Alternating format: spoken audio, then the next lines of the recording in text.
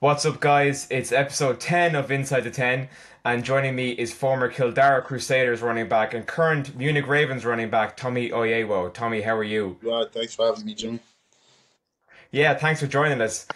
Tommy, you've come a long way from playing with the Kildare Crusaders to playing professional football in Europe with the Munich Ravens. Tell me about your journey and how you got to where you are today. Well, so obviously it's been a long journey. I started playing football like for a team in when I was, I think, 16 or 17. And back then we were called the Soldiers before we became the Kildare Crusaders. But yeah, we started from there. I met Farlow in the gym. I had an NFL jersey on. He saw me. He was like, "Come on down." This was my first time meeting him, and I was like, "You know what? Why not?" Came down, kept dropping the ball, but he had to get better, picked it up from there, and then yeah, then Crusaders, and then I went to like different camps. The podium, like they had like a load of different camps. I went to a load of those, got a lot of no's before I got a yes. Met a coach called Coach Elias, who's the current GFL coach for the Comets. Met him back in 2019. He got back in touch with me in 2021, and then yeah, he said come on down for 2022, and then yeah, that's kind of how it really started from there. But yeah, it's been a long journey. Uh, Went to different college trips, trying to get offers, but obviously I was older, so it didn't really work out to my favor. And then yeah, I got the GFL, and then took off from there. The GFL is the German football league for those who aren't familiar, and it's Germany. I suppose it's almost semi-professional, Yeah, a semi-professional league in Germany. So you kind of went from completely amateur in Ireland to semi-pro in Germany to now playing professional football, professional American football in Germany again. that's correct. Yeah, it took a lot of like hard work and a lot of prayer, you know. Uh, But yeah, in the end, I got here, and the no's only helped build me because even though I went Yeah. to these camps and everything, um, they were slowly because every no came with a reason, and when I got that reason, I went and worked on those reasons, and then that just got me better. Maybe it was my route, so I fixed my route running. Maybe it was my hands, so I fixed my hands. So all those no's just helped move to that yes, and yeah, just a lot of prayer, and yeah, where I'm at. So how did the opportunity to join the Ravens come about? How was that recruitment process like? That was quite straightforward, to be honest. Obviously, the GFL season was done, and everyone saw what was going on with the ELF, how it was taken over. And before GFL was the league to be in, and then ELF came and kind of took over. So everybody from the GFL, like any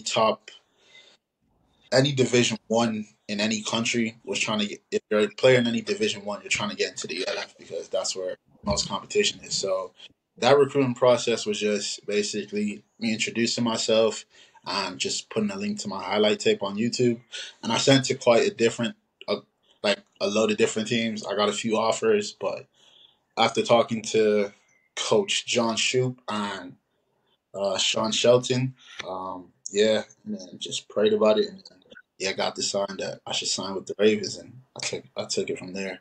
But yeah, it's pretty straightforward. The I think you're the first Irish guy to play professional football in the European League of Football. Is that correct? Unfortunately, not. Tig, the kicker, Tig Of course. played with War Claw Panthers. And Oh, of course. Yeah. he was actually the, but yeah, I'll take the second. No, It's still a fantastic achievement, for an Irish-born player to be playing professional American football. I mean, it's Munich Ravens now, but it could easily be Baltimore Ravens in a couple of years. Like, who knows? yeah, that's the plan, anyways. That's the plan, amen. But yeah, just working for that. I know, like this season, I feel has to be a really good season. Has to be a big season for myself because I feel like right now everything almost seems like it's lining up perfectly for me to showcase what I can do and take my talents to the next level. Yeah. Absolutely. So the first game of the season is fast approaching. It's coming up on June 4th, I believe, and it's against the Tyrol Raiders. How's preparation going? Preparation is looking good.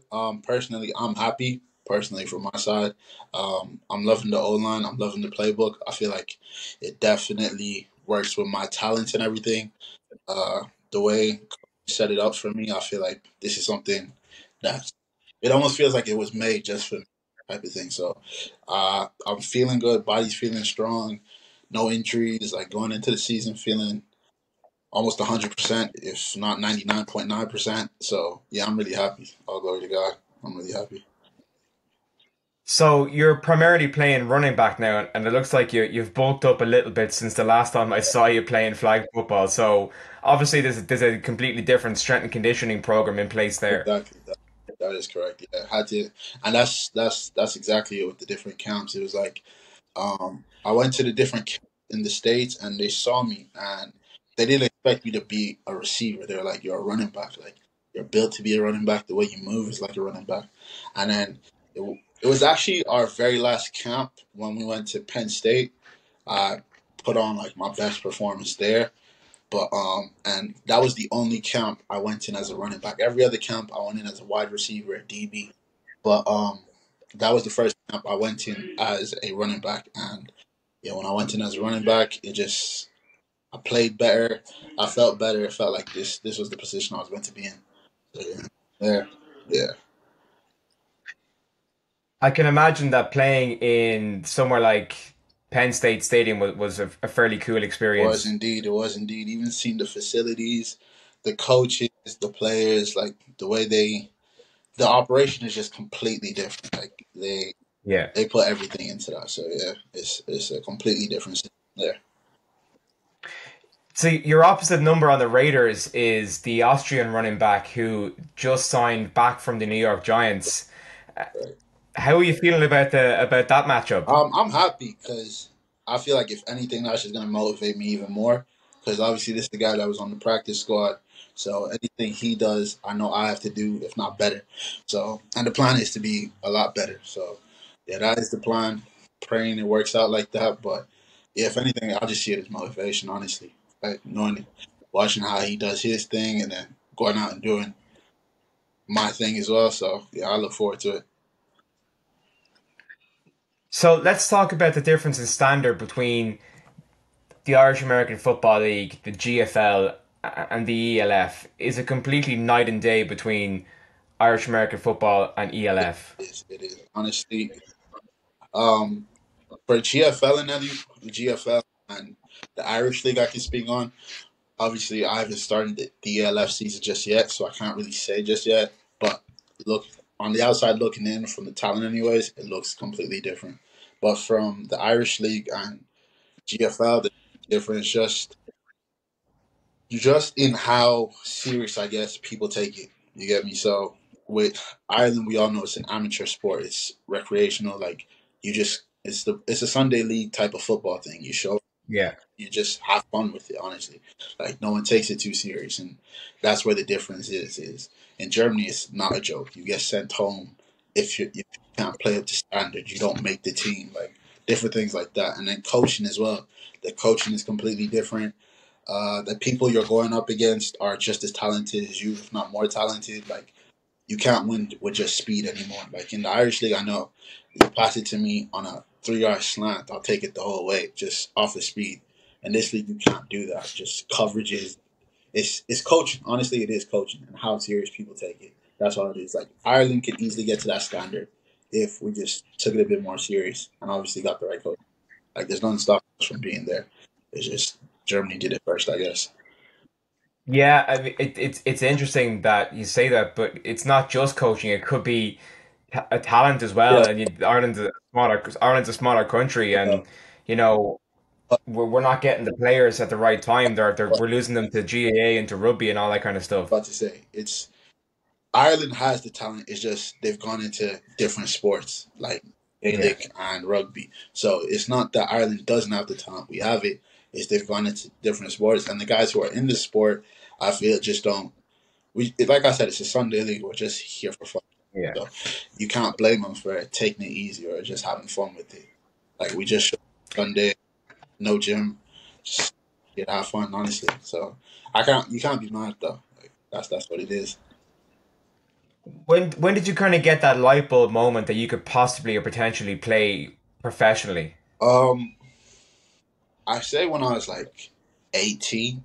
So obviously we had youth, and I think we had just played against the American team. I don't know if you remember that. They came here, and I was 18, played against them, and I just realized like I knew Americans they put in a lot more work than we do here. So I was like I was able to compete with them. And I started talking to my coach, Coach Ken Farrell, who was my coach at the time for the Kildare Crusade or South Kildare Soldiers at the time, and he was just like, "Yeah, you could definitely do it." And I thought he was just saying it, but then I was like, you know, like let me actually try. You know, let's give it.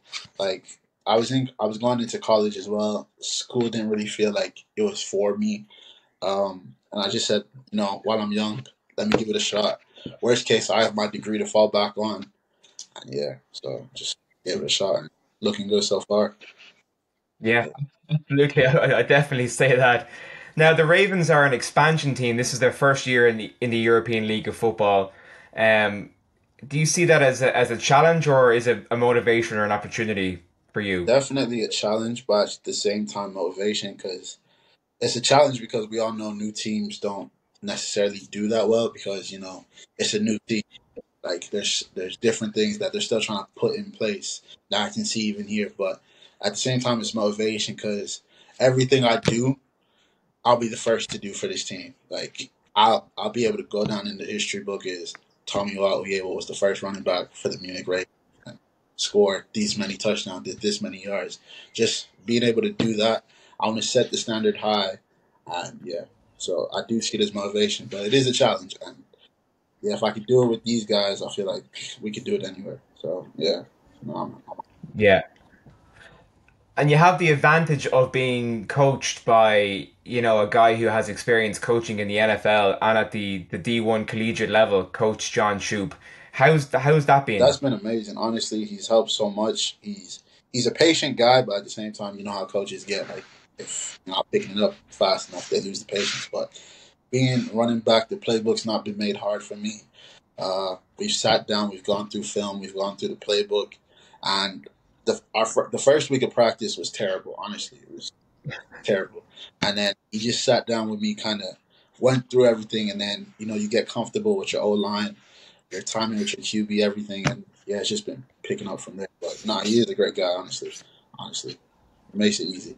So, are your teammates are they coming from different European countries like yourself? Are they coming from America? What's the kind of the mixture Yeah, like? so with the ELF, you're allowed two Americans on the field for offense, and then two Americans for defense, and then Okay. you have your German players, and then you're allowed three European players. So yeah, we have guys from New Zealand, Denmark, Italy, myself from Ireland and Nigeria.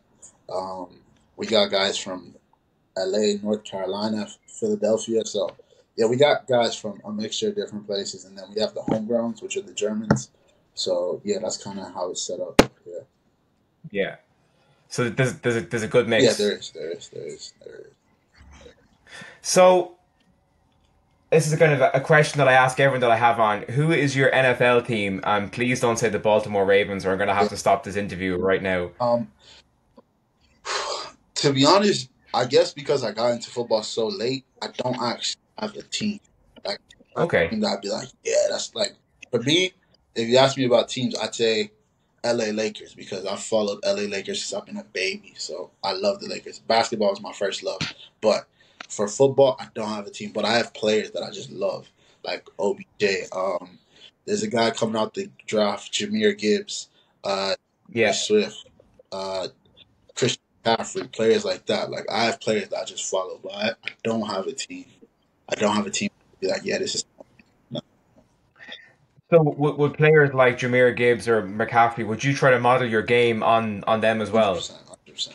The way Christian McCaffrey is able to catch out the backfield, run it up the middle, like once you're that versatile, which is why I thank God I played receiver first because it makes me that much more of a threat. You don't know if he's gonna run it. You don't know if I'm gonna catch it. So just being that threat, being good in open space, is helped make my game so much better. So yeah, and those are guys I try to model. Like I wouldn't model someone like Jamal Williams. He's a very power or Marshawn Lynch. I wouldn't look at those guys because those are power back type of thing. They're looking to brute. I'm not a power back. I like to get shifty. I like to make a man miss and get 10 yards rather than run you over and get an extra.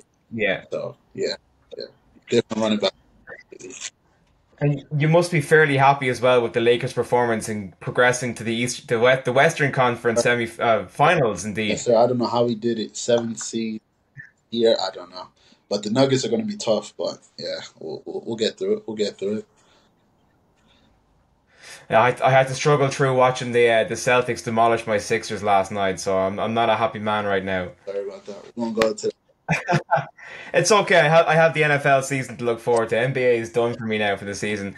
Well, Tommy, look, thanks so much for taking the time to join me. I really appreciate it. Best of luck with everything this season. You know, we'll definitely be rooting for you here, our homegrown ELF player, and I might even have to get an ELF subscription to watch you play this season. good. Sounds good. Sounds good. Sounds good. Best of luck, Tommy. Cheers. Appreciate it, Jimmy.